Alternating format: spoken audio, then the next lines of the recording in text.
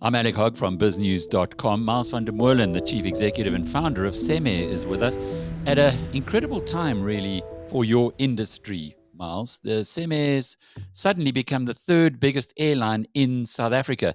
Did you imagine that something like this would have happened? Goodbye, Comair.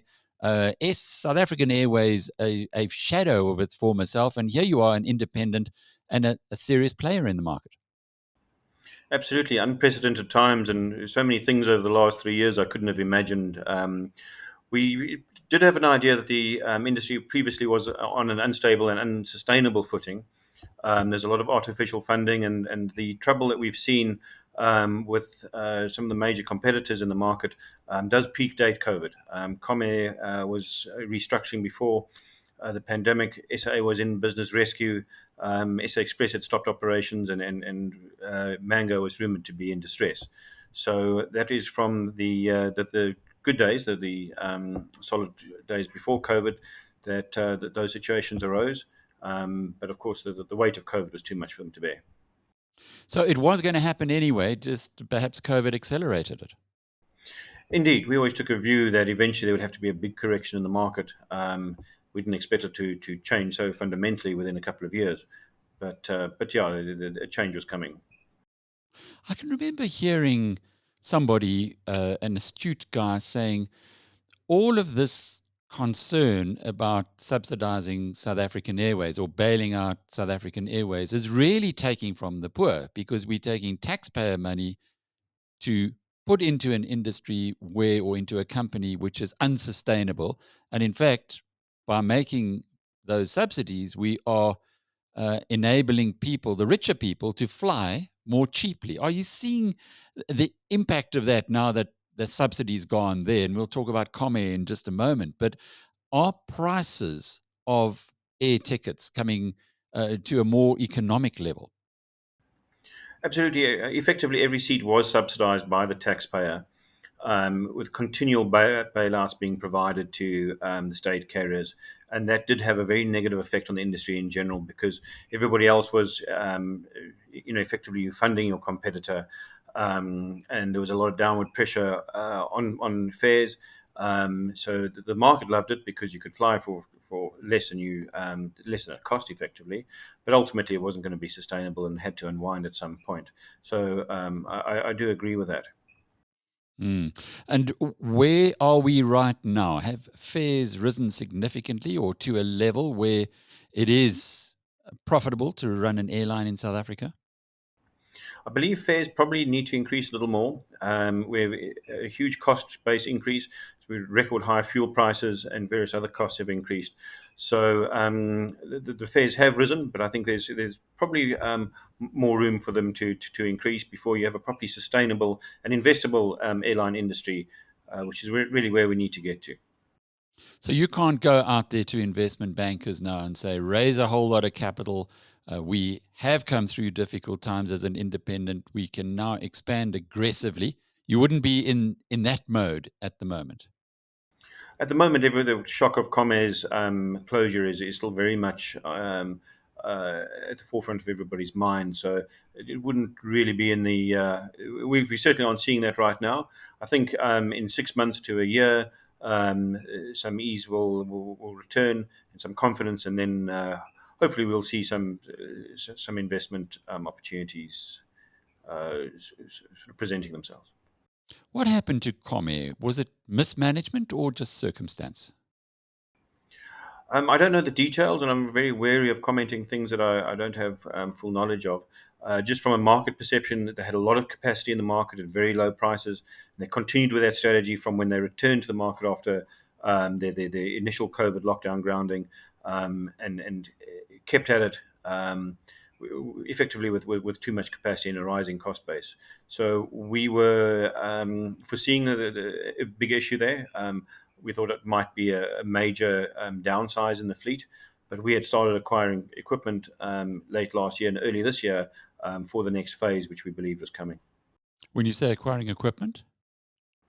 We took on four larger regional class aeroplanes that have now joined our fleet and are now operational in anticipation of a further significant adjustment in market capacity.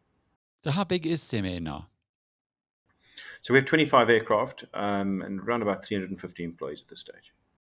And that would compare with South African Airways today. Last I looked, they had 6 aircraft. So you're far bigger than they are in terms of the vehicles that you have in the sky.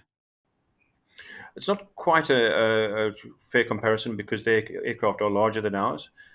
We have smaller gauge. I think they have 750 employees, so we have about half the number of employees, but we do move more passengers than SAA in the most recent stats that I've seen.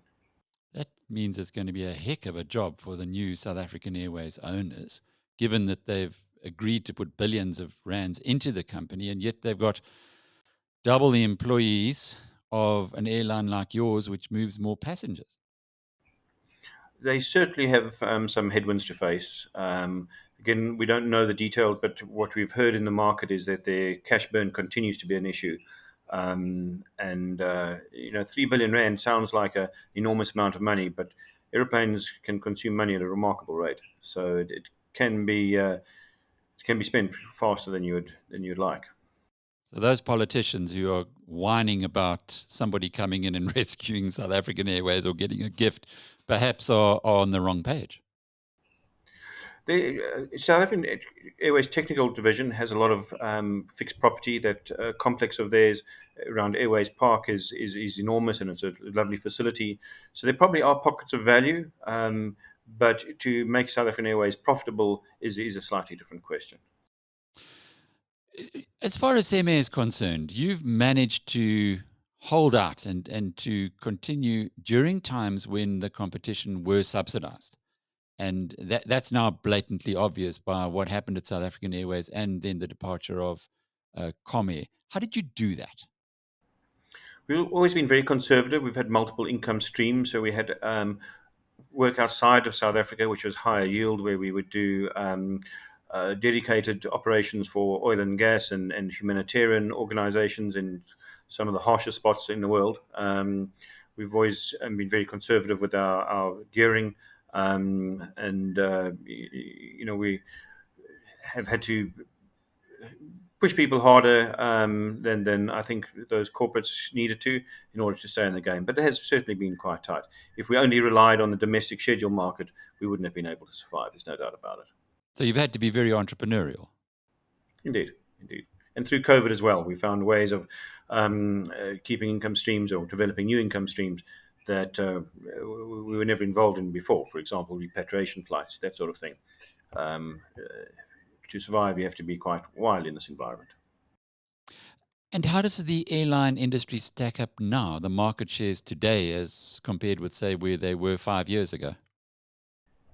It's completely different. SAFE, I think, started operations around about 6 years ago, and it's been an enormous success story as they've grown consistently and are now the largest airline by passenger movements in South Africa by some measure. The withdrawal of the capacity of Mango and all of Comair's SAA was faster and more brutal than anybody expected.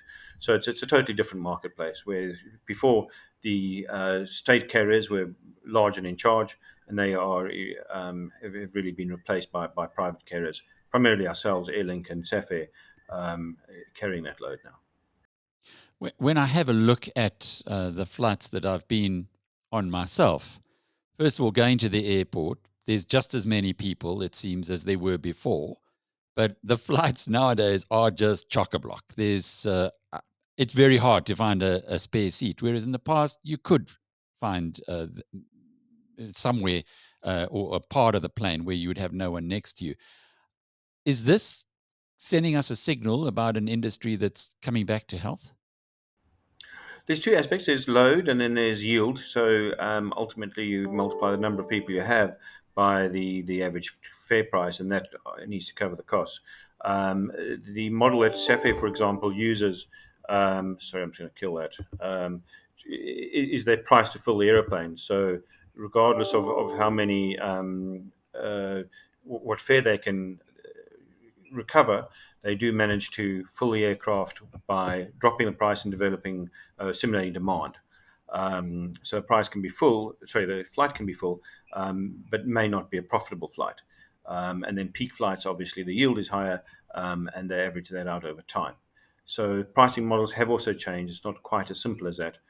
But yes, I foresee the market stabilizing, fares going up, airlines being able to move into more predictable phase than we've seen over the last 2 years. Why did it take so long for the rules of economics to affect the airline industry in South Africa? Well, when you distort a market with artificial funding, as we saw with the bailouts from DPE to the state players, and the business rescue process, which is effectively the same thing for Comair, where you are able to factor your creditors by an enormous amount and only pay a few cents in the rand. Those are enormous market distortions, and when those are in the hands of larger players, the effect is profound.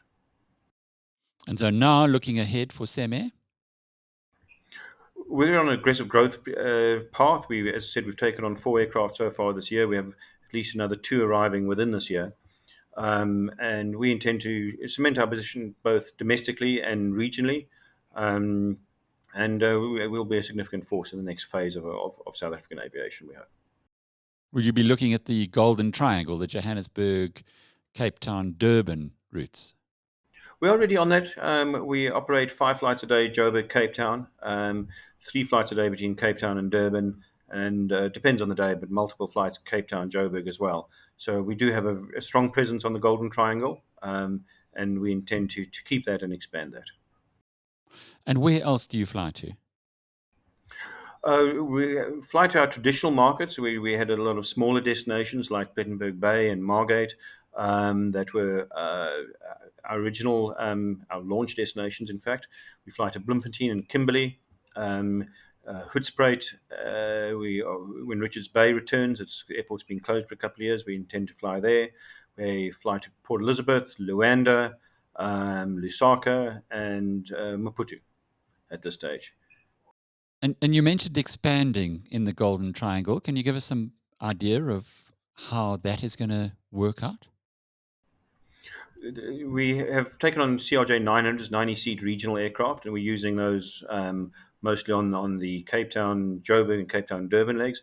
And recently, since Comair's closure, we've increased to 5 times a day between Joburg and Durban. And we'll continue to develop those markets. We are looking at larger gauge aircraft to cement our position. Large gauge aircraft have better economics per passenger as long as you have the passenger numbers to fill them. And on the Golden Triangle, that's definitely present.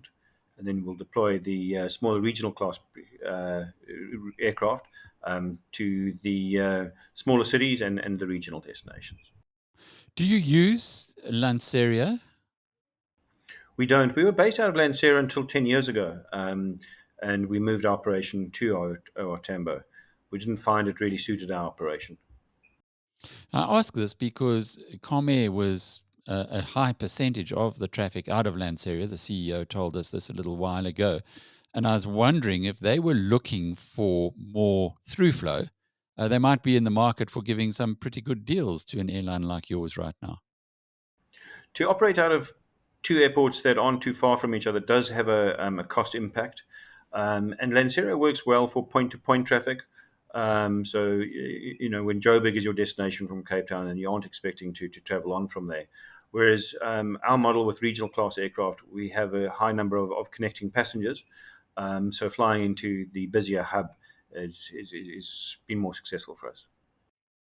And what kind of person is flying on Cemair, Miles? Given that you are independent, you are also, I suppose, as a consequence of that, um, perceived to have higher risk, given how many of these airlines have actually gone belly up. Who goes on a Cemair flight?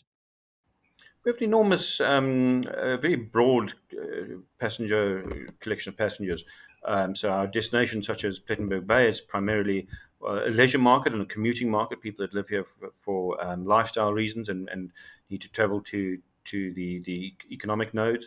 On Joburg, Cape Town would be just a broad spectrum. So everybody from business people to connecting passengers from overseas to government. In order to fill an aircraft, you pretty much have to touch every market, and that's what we try to do through our distribution strategy. And is there a Cemair difference? In other words, if I flew with you next week rather than on SAFE now or SA Airlink, I guess that's it, would I find something unique?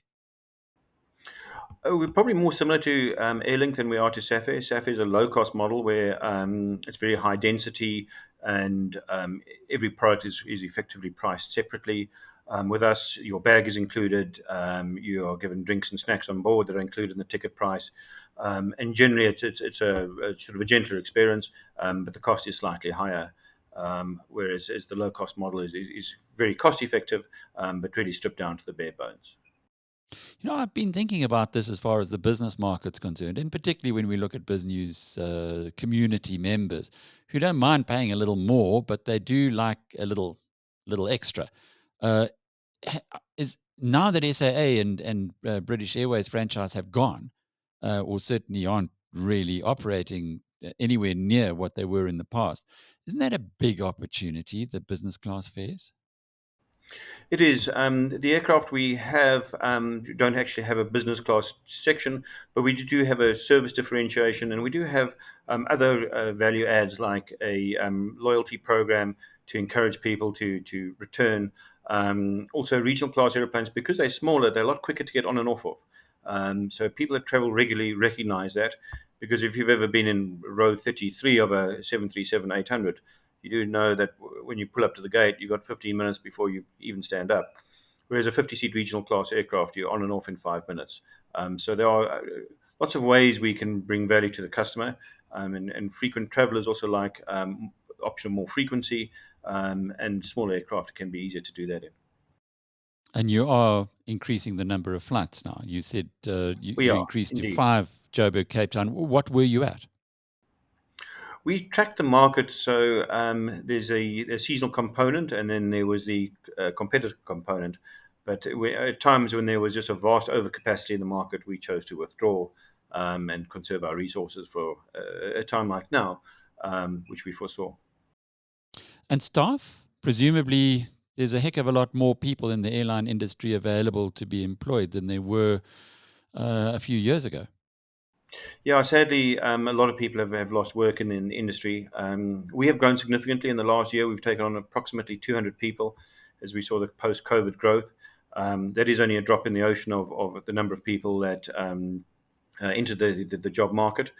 But over time, that will stabilize, and we're going to be continuing to hire at pretty much at this rate for the balance of this year. So there are new opportunities being created, and there's some really skilled people out there that probably would have remained in their job for the balance of their career if it wasn't for the change of fortunes of their employer. So it is an opportunity for us to employ some people that otherwise wouldn't have been available to us. And just getting back to something that I mentioned earlier to close off this discussion with, when I booked through Travel Start, they did say that they recommend that you take insurance against an airline not being able to fulfill its obligation. Is this something that affects Cemair being a smaller airline, even though you have been around for a heck of a long time? We have been around for 15 years, and we've weathered the storm. So, we always say to people, you can book with confidence. It's not size that keeps you in the game. It's making sure that you run a sustainable operation, and I think we've proven that. Insurance against your airline closing, I have seen that. I think in the next phase moving forward, the remaining players in South Africa probably have the stability for passengers to book with confidence. But theoretically, the structure of the aviation industry should protect passenger fares. You are supposed to ring fence them and not spend prepaid fares, although obviously we have seen that done. But theoretically, with that and through the credit card chargeback system, passengers should see a fair amount of protection for their purchase. Miles van der Molen is the founder of Cemair, and I'm Alec Hogg from biznews.com.